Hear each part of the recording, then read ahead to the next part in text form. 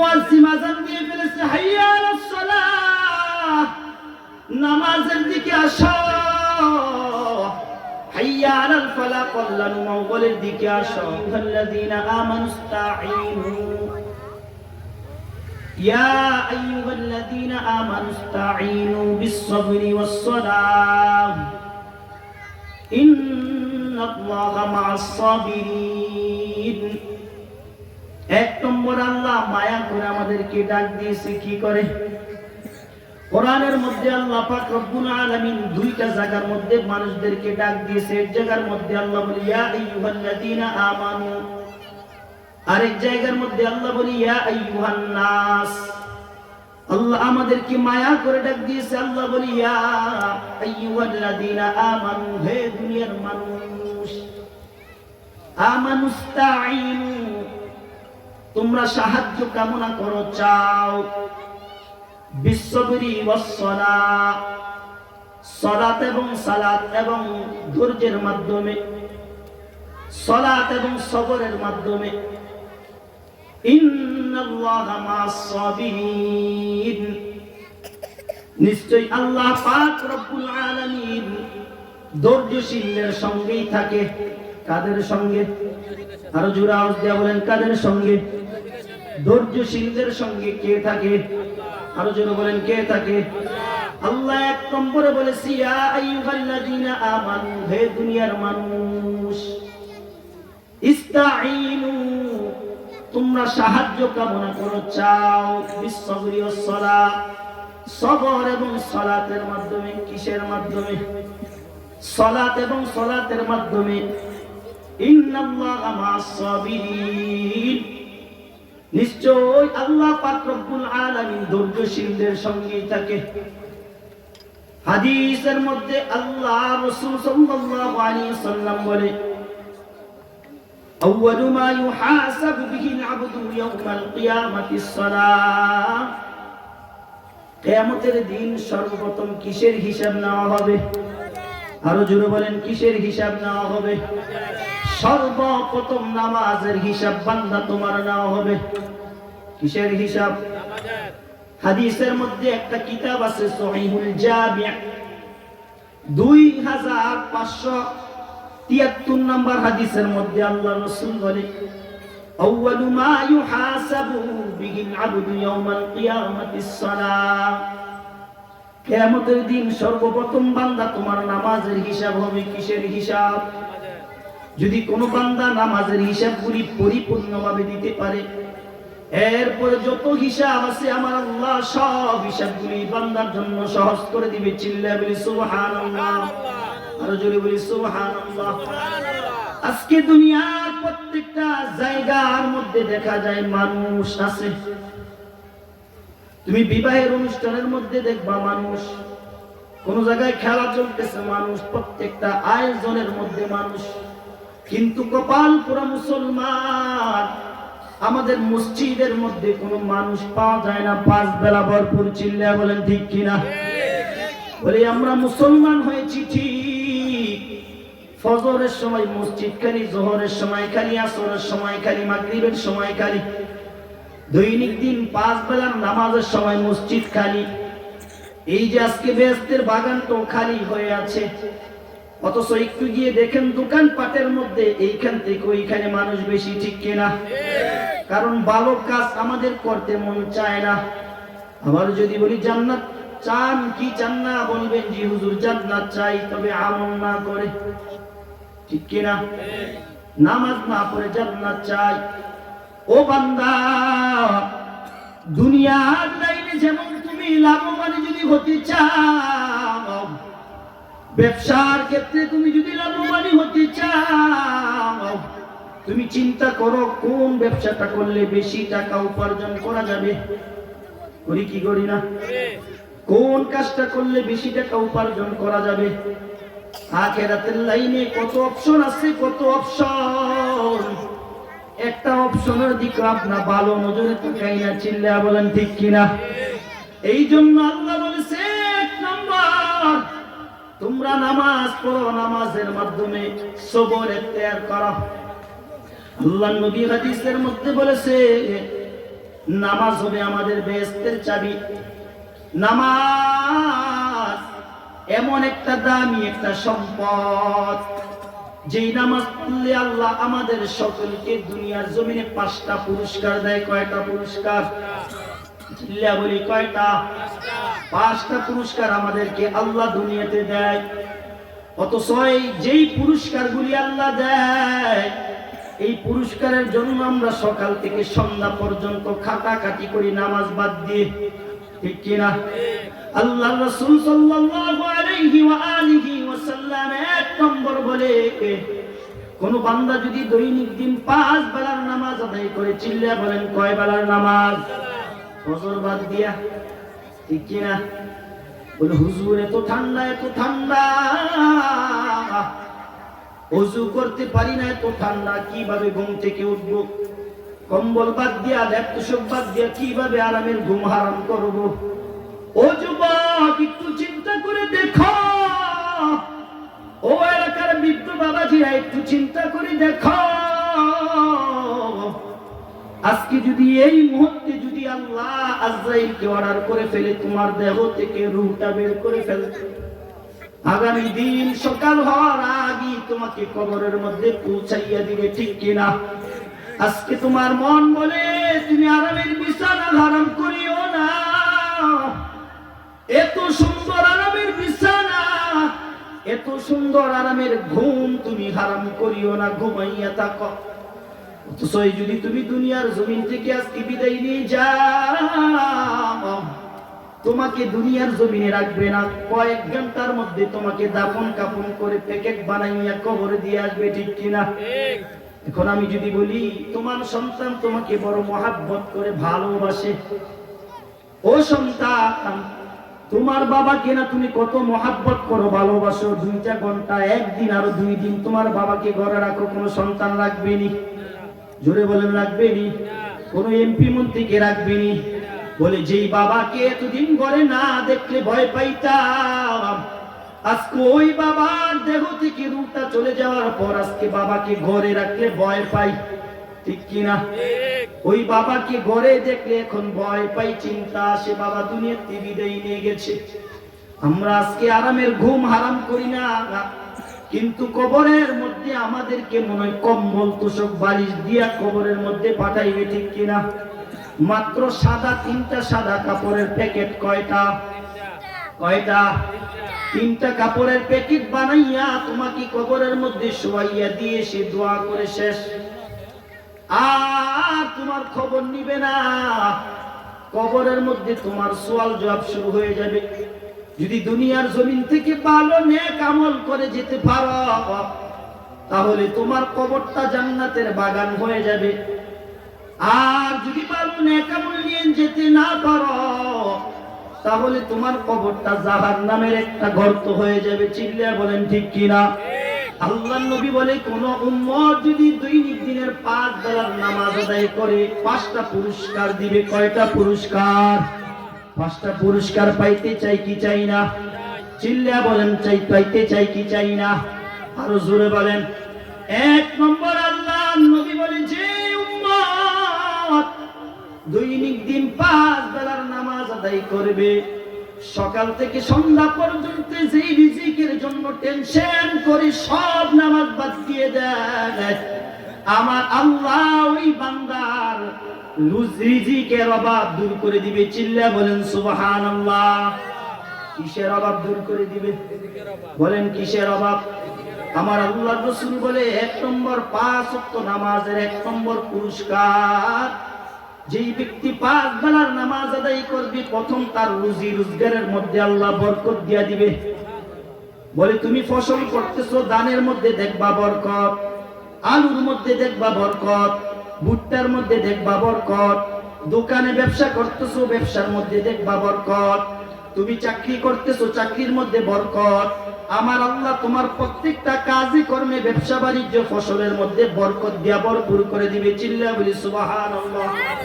2 নম্বর, আল্লাহর নবী বলেন, যে উম্মত দৈনিক দিন 5 বেলার নামাজ আদায় করবে, আমার আল্লাহ পাক রব্বুল আলামিন তার কবরের আযাব হটাইয়া দিবে। চিল্লা বলি সুবহানাল্লাহ। তার কবরের আযাবগুলি আল্লাহ maaf করে দিবে। কিসের আযাব? আরো জোরে বলি কিসের আযাব? 2 নম্বর কবরের আযাবগুলি আমার আল্লাহ maaf করে দিবেন।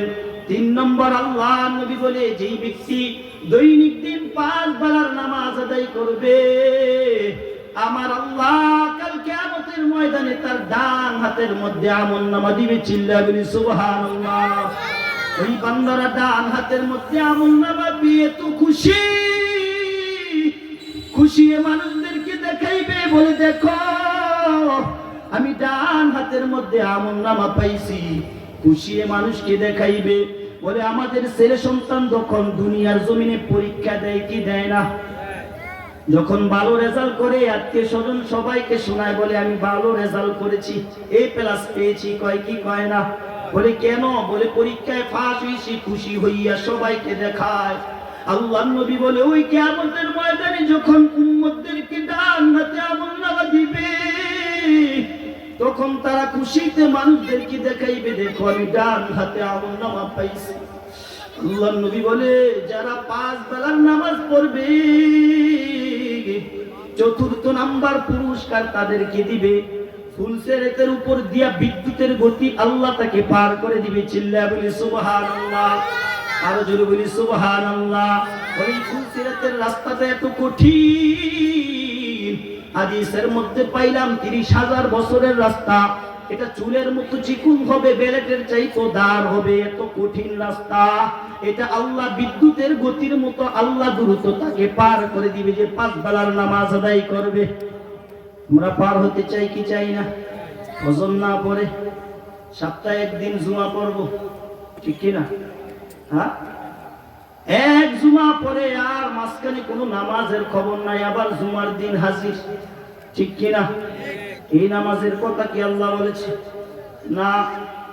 এরপরে আল্লাহর রাসূল বলে 5 নম্বর পুরস্কার, সর্বশেষ পুরস্কার ওই বান্দাকে দেওয়া হবে।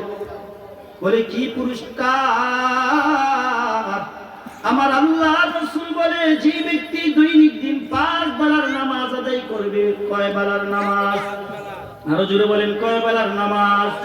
দৈনিক দিন 5 বেলার নামাজ আদায় করবে, আমার আল্লাহ তাকে বিনা হিসাবে জান্নাতে প্রবেশ করাইবে। চিল্লা বলি সুবহানাল্লাহ।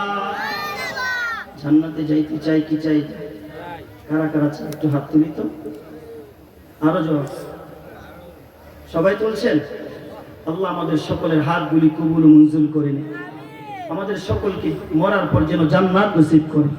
আমাদের সকলকে যেন দৈনিক দিন 5 বেলার নামাজ জামাতে সে আদায় করার তৌফিক দান করে। সে বলিয়ান হাত নামা। এরপরে আল্লাহ রাসূল 15টা শাস্তির কথা বলেছে। কয়টা শাস্তির কথা? 15টা শাস্তির কথা। যে ব্যক্তি নামাজ পড়ে না, নামাজে অবহেলা করে, আযান হয়ে গিয়েছে, কি হয়ে গিয়েছে? মুয়াজ্জিন আযান দিয়ে ফেলেছে, হাইয়া আলাস সালাহ, নামাজের দিকে আসো, হাইয়া আলাল ফালাহ, কল্যাণ মঙ্গলের দিকে আসো। আমি ঘাড় তেরা করা দোকানে বসে থাকি, আমি ঘাড় তেরা করে ব্যবসা বাণিজ্যের মধ্যে বসে থাকি, ঘাড় তেরা করে ঘুমের মধ্যে ঘুমাইয়া শুয়ে থাকি, আজানের আওয়াজ আমার কানের মধ্যে পৌঁছেছে, এরপরও আমি ঘুম থেকে উঠি না। আসেনি? আমাদের সমাজে আসেনি? আসেনি? বলে আসে। আজান শুনেছে, এরপরও ঘুমের মধ্যে ঘুমাইয়া রইছে। আসসালাতু খায়রুম মিনান নাওম, ঘুম হইতে নামাজ ভালো, অথচ উনি কয় নামাজ থেকে ঘুম ভালো। যদি ঘুম থেকে নামাজ ভালো হইতো তাহলে তো উঠা নামাজের মধ্যে যাইতো, ঠিক কি না? কারণ ঘুম থেকে যদি ভালো নামাজ হইতো, ঘুম থেকে উঠা নামাজ যাইতো। উনি নামাজ বাদ দিয়ে ঘুমাইয়া থাকে, মানে অর্থ উল্টা চেঞ্জ করে ফেলেছে। নামাজ থেকে ঘুম ভালো, ঠিক কি না? আল্লাহর নবী 15টা শাস্তির কথা হাদিসের মধ্যে বলেছে। কয়টা শাস্তি? আমি কয়েকটা শাস্তির কথা বলে বয়ান শেষ করে দিব, সময় খুব সংক্ষিপ্ত। আল্লাহ রাসূল বলে যে ব্যক্তি দৈনিক দিন 5 বেলার নামাজ আদায় না করে, নামাজ নিয়ে অবহেলিত করে, নামাজ নিয়ে অলসতা করে, আল্লাহ পাক রব্বুল আলামিন তাকে মৃত্যুর সময় 3টা শাস্তি দিবে। কয়টা? আরো জোরে বলেন কয়টা? মৃত্যুর সময় তিনটা শাস্তি দিবে। এক নম্বর শাস্তি, তার মৃত্যুটা বড় কঠিন হবে। কি হবে? হাদিস শরীফের মধ্যে বইলাম, হাদিস শরীফের মধ্যে পাইলাম, পাপাচার বান্দা, গুনাহগার বান্দা, বেনামাজির বান্দা দেহ থেকে আত্মাটা এত কঠিন ভাবে বার করবে, যেমন মনে হবে তার প্রত্যেকটা পশমের মধ্যে কাঁটা দিয়ে সুই দিয়ে আঘাত করলে যে পরিমাণ কষ্ট হয়, এই পরিমাণ কষ্ট, এমন কষ্ট দিয়ে তার দেহ থেকে আত্মাটা বার করবে বেনামাজির, পাপাচার বান্দা। আল্লাহ নবী বলে, এক নম্বর, যেই বান্দা নামাজ নিয়ে অবহেলা করবে, এক নম্বর শাস্তি হলো তাকে কঠিন ভাবে শাস্তি দেওয়ার পরে মারবে, তার মরণটা বড় কঠিন হবে, ভালো মরণ হবে না। আমি আপনি তো চাই যে মরতে। একটা মানুষের বড় বড় বড় বড় তিনটা বিপদ। কয়টা বিপদ? চিল্লা বলেন, কয়টা বিপদ? এক নম্বর হলো দুনিয়ার জমিন থেকে মৃত্যুর সময় বড় বিপদ, কারণ মরণের সময় কালিমা নসিব হয় কিনা, ঈমান নিয়ে মরতে পারি কিনা, বড় বিপদ। দুই নম্বর বিপদ হলো তার কবরের মধ্যে প্রশ্নের জবাবগুলি দিতে পারে কিনা। তিন নম্বর তার বিপদ, কাল কিয়ামতের ময়দানে আল্লাহর কাছে হিসাব দিতে পারবে কিনা। একটা মানুষের সব চাইতে বড় বড় তিনটা বিপদ। কয়টা বিপদ? রাজুর বলেন, কয়টা বিপদ? তিনটা বিপদ। আল্লাহর নবী প্রথম বলেছে তার মরণটা ভালো হবে না, কঠিন ভাবে তাকে মারা হবে, কঠিন ভাবে তার দেহ থেকে আত্মাটা বের করা হবে। দুই নম্বর, আল্লাহর নবী বলে, যে বান্দা 5 বেলার নামাজ আদায় করবে না, ওই বান্দা কি এমন ভাবে মৃত্যুবরণ দিবে, ক্ষুধার্ত অবস্থায় আল্লাহ মৃত্যুবরণ দিবে, মনে হবে দুনিয়ার সব খাবার খাইতে পারবে, এমন ক্ষুধার্ত অবস্থায় আল্লাহ মৃত্যুবরণ দিবে। তিন নম্বর, আল্লাহর নবী বলে তাকে পিপাসা অবস্থায় মৃত্যুবরণ করা হবে, মনে হবে এক সমুদ্র পানি পান করার পরও ওর পিপাসা দূর হবে না, এত পরিমাণ পিপাসা আল্লাহ দিয়ে দিবে। আল্লাহর নবী বলে, যে 5 বেলার নামাজ পড়ে না, নামাজ নিয়ে অবহেলা করে, তাকে মৃত্যুর সময় তিনটা শাস্তি দেওয়া হবে। এরপরে আল্লাহর নবী বলে, কবরের মধ্যে তিনটা শাস্তি। কয়টা শাস্তি? জোরে বলেন, কয়টা শাস্তি? মনে হয় মোহাম্মদপুরের মানুষ কবরে যাইবেন, হ্যাঁ? কবরে যাওয়া লাগবে নি? লাগবে নি? তাহলে আওয়াজ দেন না কেন? কবরের মধ্যে কয়টা শাস্তি দিবে? বলেন, কয়টা শাস্তি? তিনটা শাস্তি দিবে। এক নম্বর, আল্লাহর নবী বলে, যে উম্মত 5 বেলার নামাজ পড়বে না, নামাজ নিয়ে অবহেলা করবে, এক নম্বর, কবরে শুয়াই দেওয়ার পর কবরে এক পাশের মাটিগুলি তার আজরের হাড়গুলি একসাথে মুসুরা দিয়ে দিবে, বলে একসাথে ছাতনা অপর পাশে নিয়ে যাইবে, কবরটা সংকীর্ণ হয়ে যাবে। বলে এত সংকীর্ণ, মাটি এমন জোরে চাপ দিবে, চাপের সাথে তার পাজরের হাড়গুলি একসাথে চুরমার হয়ে ভেঙে যাইবে। আল্লাহর নবী বলে, তার কবরের মধ্যে প্রথম শাস্তি হলো এটা। 2 নম্বর শাস্তি, আল্লাহর নবী বলে, তার কবরের মধ্যে পুরাটা কবর আগুন দিয়া জ্বালাইয়া ভরপুর করে দেওয়া হবে। বলে, দুনিয়ার জমিন থেকে জাহান্নামের আগুন 70 গুণ পাওয়া।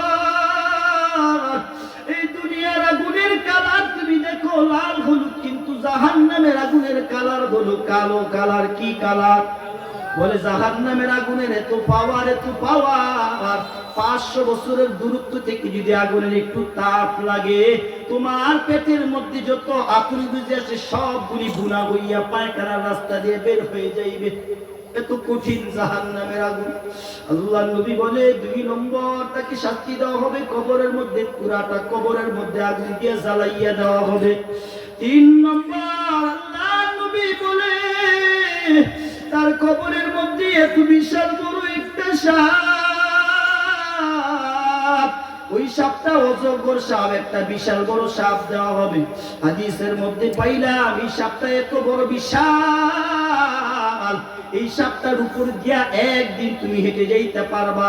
একদিনের রাস্তা হাইটা যাইলে যেই পরিমাণ দূরে যাওয়া যায়, এত বড় একটা বিশাল অজগর সাপ তোমার কবরের মধ্যে দেওয়া হবে। ওই সাপটার চোখগুলি হবে আগুনের, হাতের নখগুলি হবে লোহার। আল্লাহ নবী বলতেছে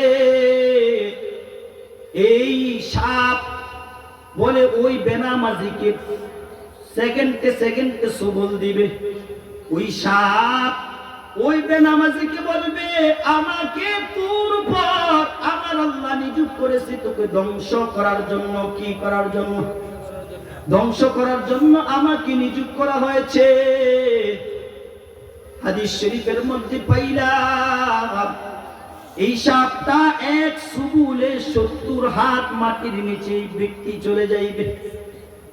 এমন ভাবে সাপ বলবে ফজর পড়ো না, ফজর থেকে জোহর পর্যন্ত, জোহর পড়ো না, জোহর থেকে আসর, আসর পড়ো না, আসর থেকে মাগরিব, মাগরিব পড়ো না, মাগরিব থেকে এশা, এশা পড়ো না, এশা থেকে ফজর। এমন ভাবে দৈনিক দিন 24টা ঘন্টা তোমাকে দর্শন করতে থাকবে। সামনে প্রশ্ন করা হলো কতক্ষণ তুমি ধ্বংস করবা? সাপ বলে কিয়ামত পর্যন্ত এই মাইয়াতকে আমি ধ্বংস করতে থাকবো। বলে এক একটা সুবলে 70 হাত মাটির নিচে গর্তে ঢুকে যাইবে। আমি আপনি পারবো না শাস্তি ভোগ করতে, কখনো সম্ভব নয়। এরপরে আল্লাহ নবী বলে সর্বশেষ 3টা কথা। আল্লাহ নবী বলে এরপরে কবর থেকে বের করার সময় আরো 3টা বিপদ। কয়টা বিপদ?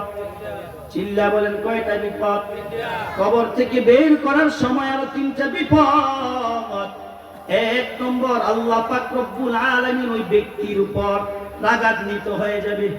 কি হয়ে যাবে? রাগান্বিত হয়ে যাইবে 1 নম্বর।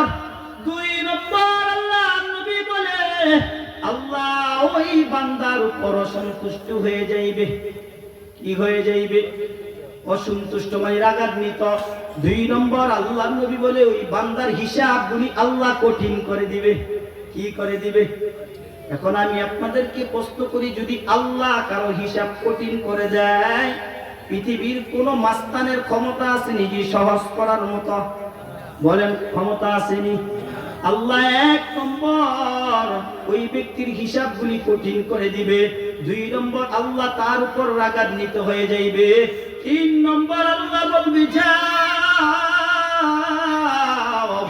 আমার এই জাহান্নামী ব্যক্তিকে জাহান্নামের মধ্যে দাখিল করে দাও। নাউজুবিল্লাহ। কোথায় দাখিল করে দিবে? জাহান্নামের মধ্যে। আবার একটু চিন্তা করে দেখেন, নামাজ পড়তে হবে কি হবে না? সপ্তাহে 1 দিন। কয়দিন? হ্যাঁ, সপ্তাহে 1 দিন। তাহলে কয়দিন পড়তে হবে? দৈনিক দিন 5 বেলার নামাজ। এই নামাজই আপনার কবরে যাইবে। আজকে যা দেখতেছেন কিছু আপনার কবরে যাইবে না।